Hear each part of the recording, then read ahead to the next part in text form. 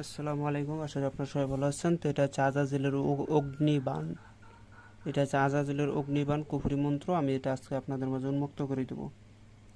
এরকম এই মন্ত্রগুলা খুবই ডেঞ্জারাস এবং খুবই মারাত্মকভাবে কাজগুলা করে।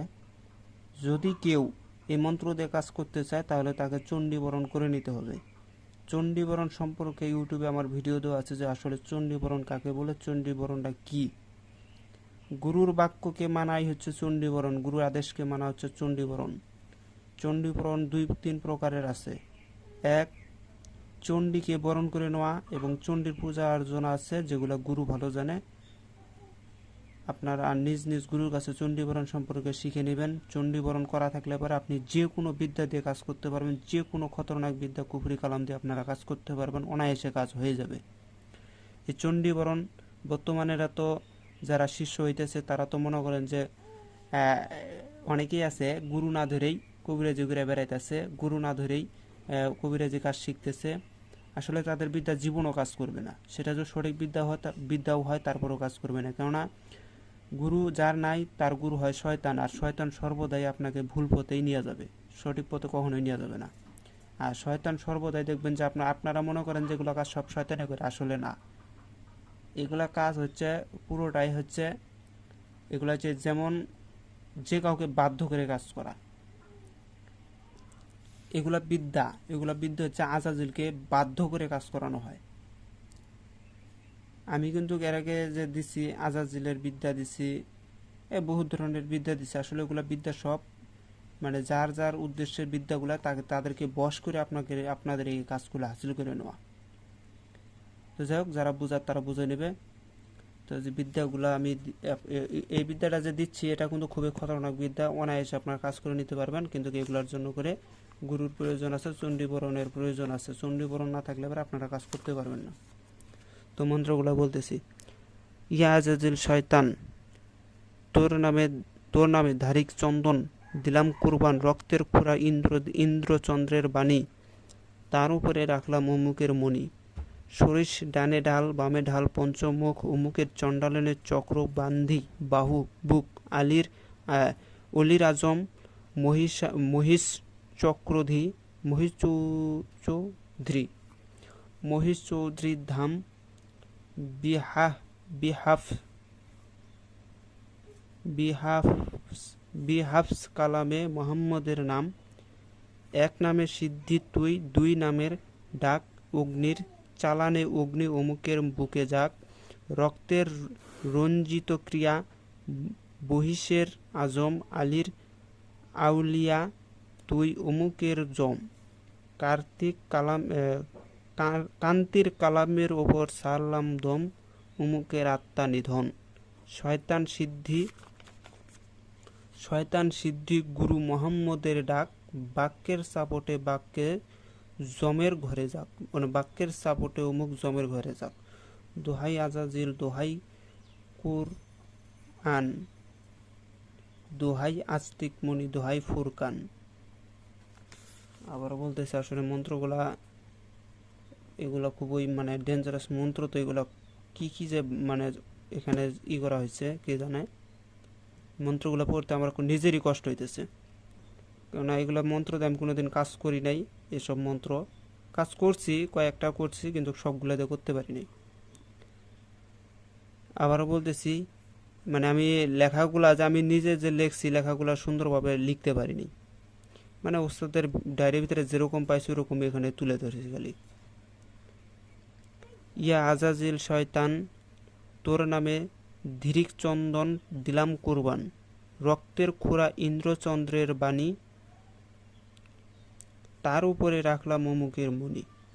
সরিষ ডানে ঢাল বামে পঞ্চম মুখ, অমুকের চাণ্ডালেনের চক্র বান্ধি বাহুবুক, অলির আজম মহিষ চৌধুরী ধাম,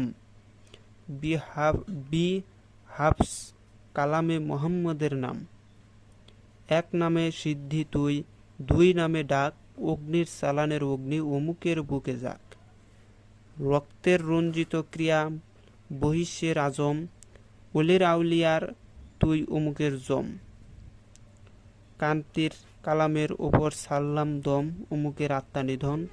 শয়তান সিদ্ধি শয়তান সিদ্ধি গুরু মোহাম্মদের ডাক, বাক্যের চাপটে অমুক জমের ঘরে যাক। দোহাই দোহাই আজাজিল, দোহাই কোরআন, দোহাই আস্তিক মণি, দোহাই ফুরকান। মুরগির রক্ত নতুন পাতিল, 3 দিন রোদে তারপর নদীতে ভেসে দিতে হবে। শর্টকাট, এখানে আপনারা বুঝবেন না যে আসলে কি বলা হয়েছে।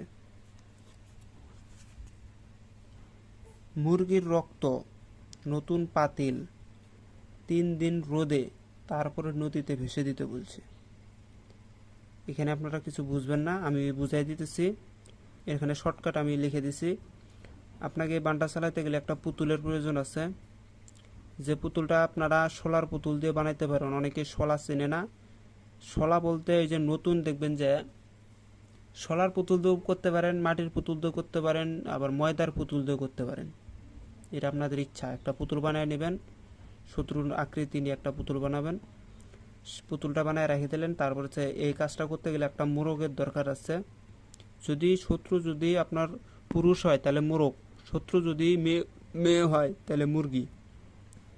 বোঝা গেছে? আসলে বুঝতে পারছেন আশা করি। আর একটা পাতিল লাগবে। এই এই মন্ত্রটা আপনারা এটার কাজ করার জন্য করে সব থেকে বেটার হয় অমাবস্যা রাত্রেবেলা রাত 12টার সময় এই কাজটা সমাধি করার জন্য। এই মুরগিটা নেবেন, মুরগির উপরে 7 বার এই মন্ত্র বইলা মুরগির মধ্যে ফুক মেরে দিবেন।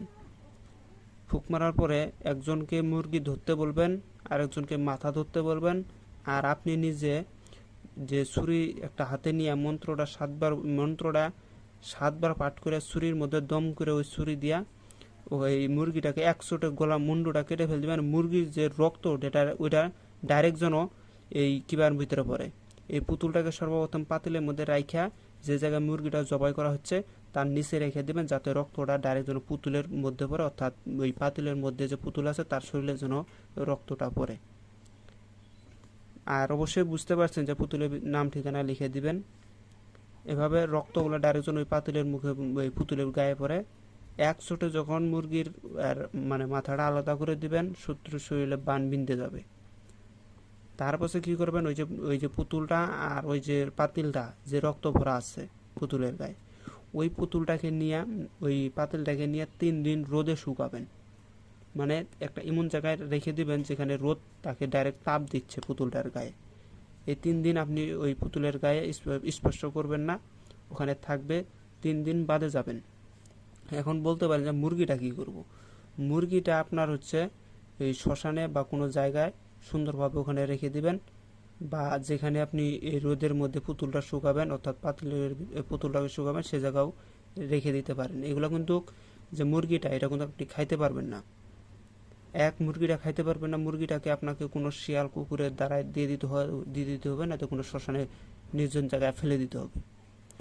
3 দিন রোদে দেওয়ার পরে 3 দিন বাদে ওই পাতিল এবং ওই পুতুলটা সহকারে আপনি নিয়ে নদীতে ভেসায় দেবেন। নদীতে ভাসায় দেন, দেখেন এখন শত্রুর খেলা শুরু হয়ে গেছে।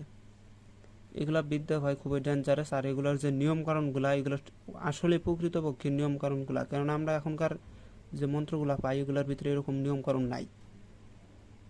আসলে শুনছিলাম না যে মানুষ কবিরাজরা, আদি যুগের কবিরাজরা বলে এখানে বান মারলে বাড়িতে সঙ্গে সঙ্গে সে যে জায়গায় বান মারতেছে সেই জায়গায় তার খবর চলে আসছে যে শত্রু বিছনায় পড়ে গেছে।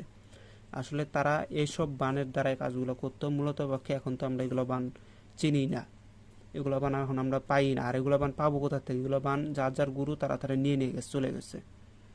কারণ আমরা তো গুরু ভজন জানি না। গুরু ভজন জানলে পারে তাহলে অবশ্যই গুরু কিন্তু এইসব জিনিস দিয়ে থেকে যেত। এখন গুরু ভজন করতে পারি না, তাই গুরু বলে যে আমার তো এরকম কোনো শিষ্য নাই, তা কাকে দিব, সে সাথে করে নিয়ে চলে যায়। তো যাই হোক, আমি চাই যে আপনারা ভালো করে গুরু ভজন করবেন, গুরুর কথা মতো চলবেন, গুরুকে সাহায্য সহযোগিতা করবেন। অবশ্যই কিছু না কিছু পাবেন, যত খুশি করবেন ততই পাবেন। আমি আমার গুরুকে আমি প্রায় টাকা পয়সা পাঠাতাম, প্রায় আমি খরচ খাবার দিতাম, যার কারণে আজকে আমি এসব বিদ্যার অধিকারী হয়েছি মোটামুটি। কেন বিদ্যার তো শেষ নেই ভাই। বড়ত্ব বড়, পৃথিবী বড়, এটা আমার ওস্তাদ বলতো। আমার ওস্তাদ যখনই আমার ওস্তাদকে আমি বড় মনে করতাম, তখন আমার ওস্তাদ বলতো যে বড়ত্ব বড়, পৃথিবী বড়, এই পৃথিবীর থেকে আরও পৃথিবী আছে যেগুলো আরও বড়। তো যাই হোক, আর একটা কথা বলে রাখি যে আমার এক শিষ্য আমাকে পরশুদিন কিছু টাকা পয়সা পাঠাইছে। আমাকে প্রায় প্রায় 2টা থেকে 3টা শিষ্য আমাকে প্রায় প্রায় টাকা পয়সা পাঠায়, মানে খরচ খাবার জন্য টাকা পয়সা দেয়। তো যাই হোক, সবাই ভালো থাকবেন। খোদা হাফেজ। আসসালামু আলাইকুম।